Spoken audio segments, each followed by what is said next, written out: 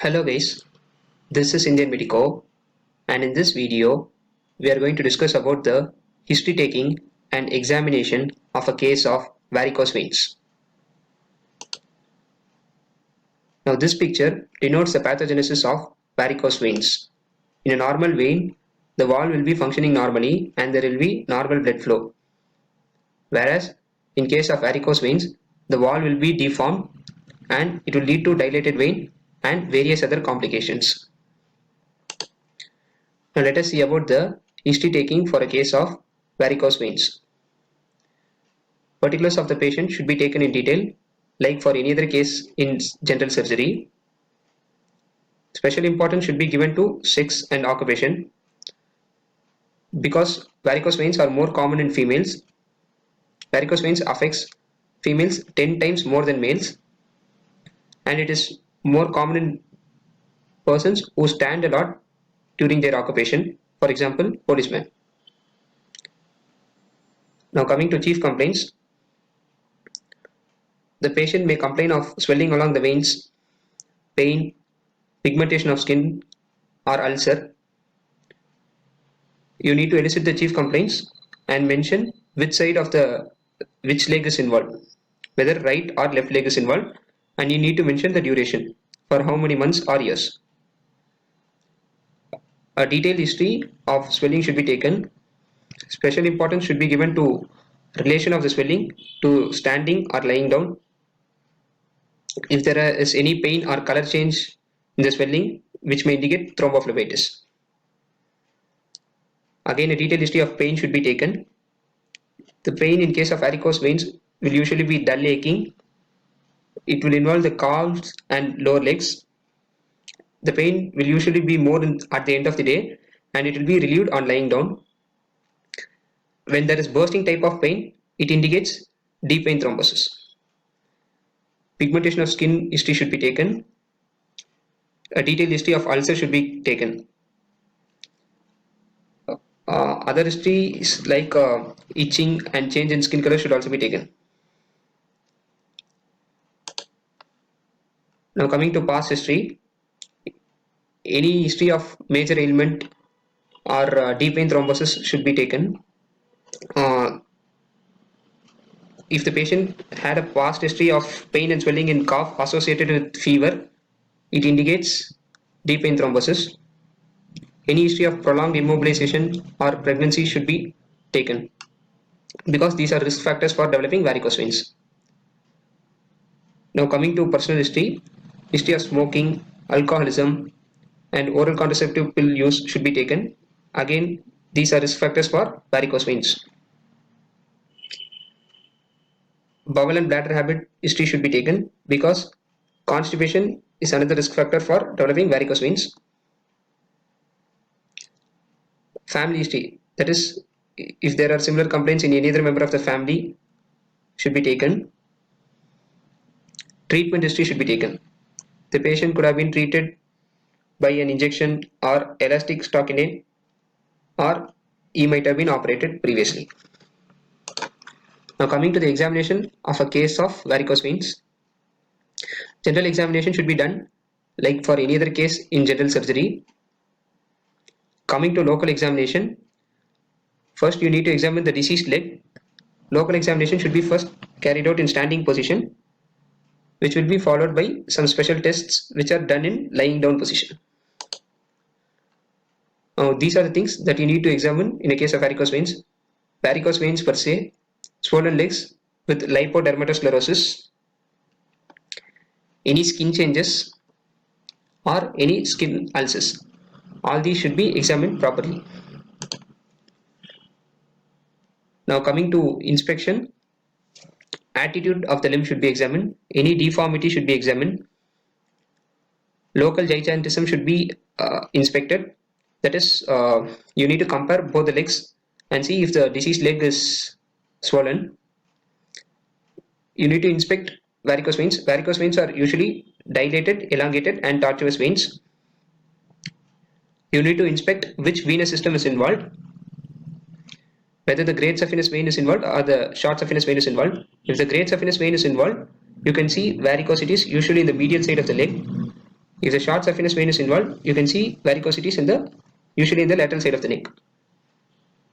You need to mention the extent of the varicose veins. That is, you need to mention varicose veins start from the dorsum of the foot up to where they go. For example, up to thigh. You need to inspect whether it is a localized or generalized swelling. If it is a generalized swelling, it indicates deep vein thrombosis. You need to inspect for cough impulse at saphenous opening. This is known as Morrissey's test. And you need to inspect for skin changes. The skin changes that you need to look for are local redness, which will be present in case of superficial thrombophlebitis. Pigmentation, you need to look for dark red or black spots. Eczema or dermatitis. Ulcer, you need to inspect the site, shape, size, edge, floor, discharge and surrounding area of the ulcer.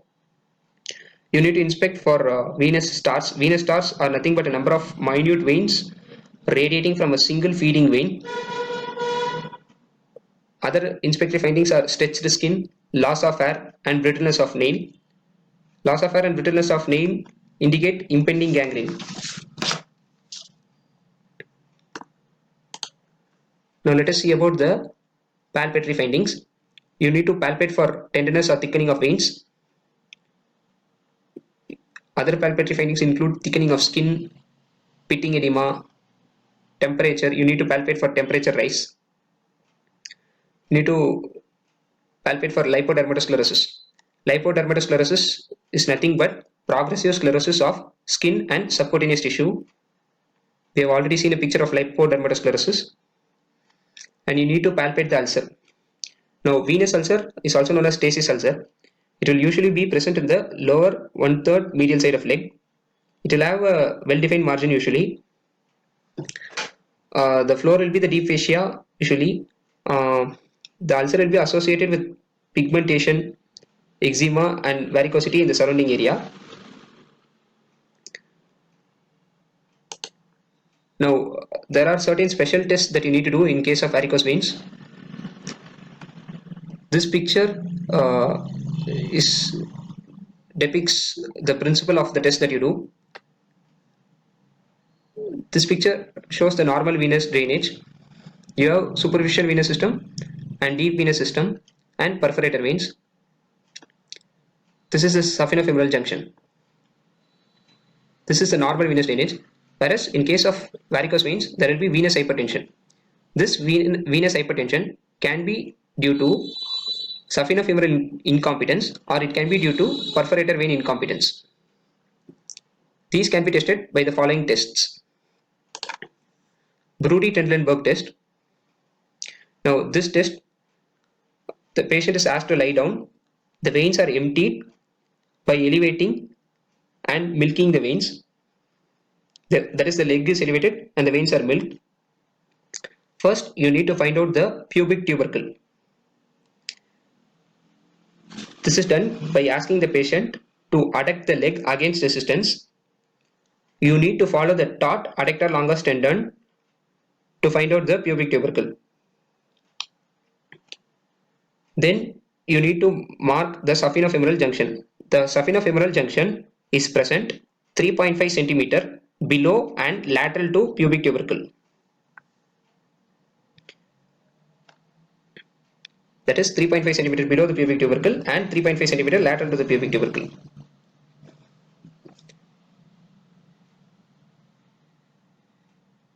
Then you have to tie a tourniquet below the saphenofemoral junction.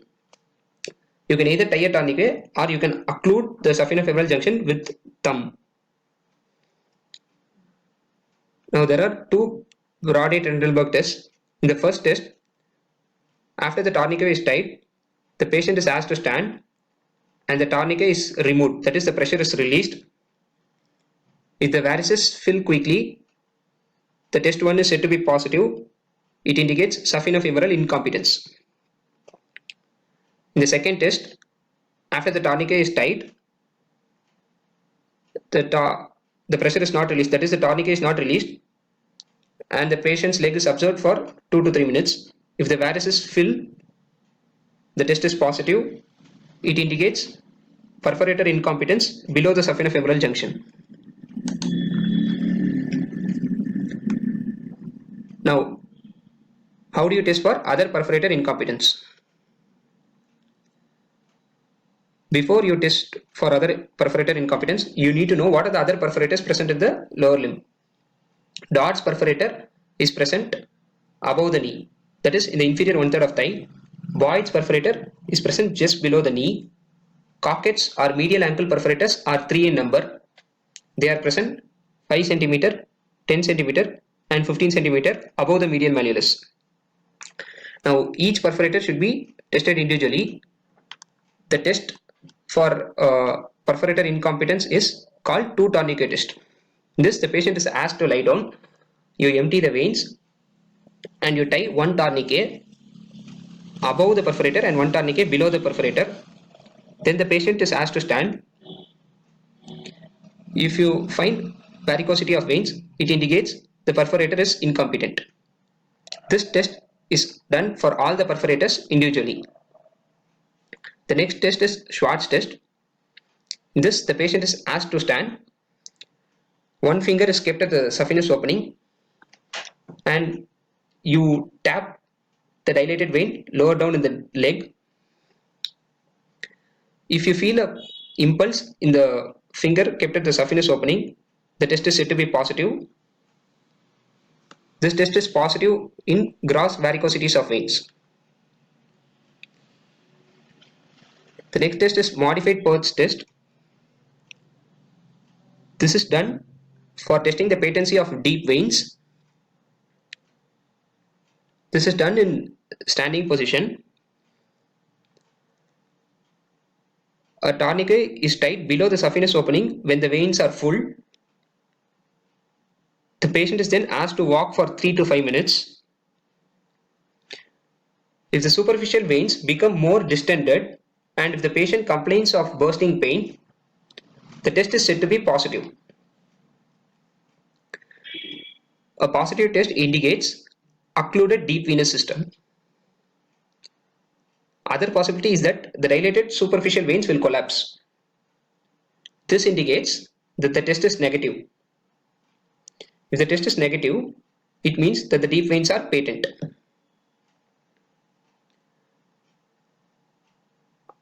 The next test is Fagan's test. In this, the course of the great saphenous vein is marked, especially the blowouts are marked. The patient is asked to lie down and the veins are empty. Then you need to palpate in the area of blowouts, that is in the area of communicating veins. If you palpate, you can find out crescentric gaps in the deep fascia. This is another test done in varicose veins. Now the next test that you'll do for a case of varicose veins is Morris's cough impulse test. In this, the patient is asked to lie down and the veins are emptied. After this, the patient is asked to cough forcibly. If you can feel an expansile impulse at the saphenofemoral junction, it indicates saphenofemoral incompetence. Now there are certain tests for deep vein thrombosis. They are Hohmann's sign and Moses sign. These are present in acute deep vein thrombosis and these are not done nowadays because the thrombus can get dislodged on doing these tests. After palpation and doing the special test, you need to auscultate the varicose veins. If you hear a bruit, it indicates the presence of an arteriovenous fistula. After this, you need to examine the other limb, regional nodes. You need to measure the limb circumference of both the limbs. You need to measure limb circumference at a point above or below a fixed bony point and you need to compare both the limbs. Then you need to examine the arterial pulsations. Once you are done with history taking and examination, you need to present the diagnosis. While presenting diagnosis, you need to mention that this is a case of varicose veins. You need to mention which limb is affected, either the right or the left lower limb. You need to mention which system of veins is affected, either the great saphenous system or the short saphenous system or both the systems. Then you need to mention the perforators that are incompetent. Say for example, the saphenofemoral junction is incompetent and the 5 cm ankle perforator is incompetent. etc. You also need to mention if there are any clinical evidence of deep vein thrombosis or not. If you have any suggestions, please let me know in the comment section. If you like this video, please like, share, subscribe, and tell your friends about this channel. Thank you.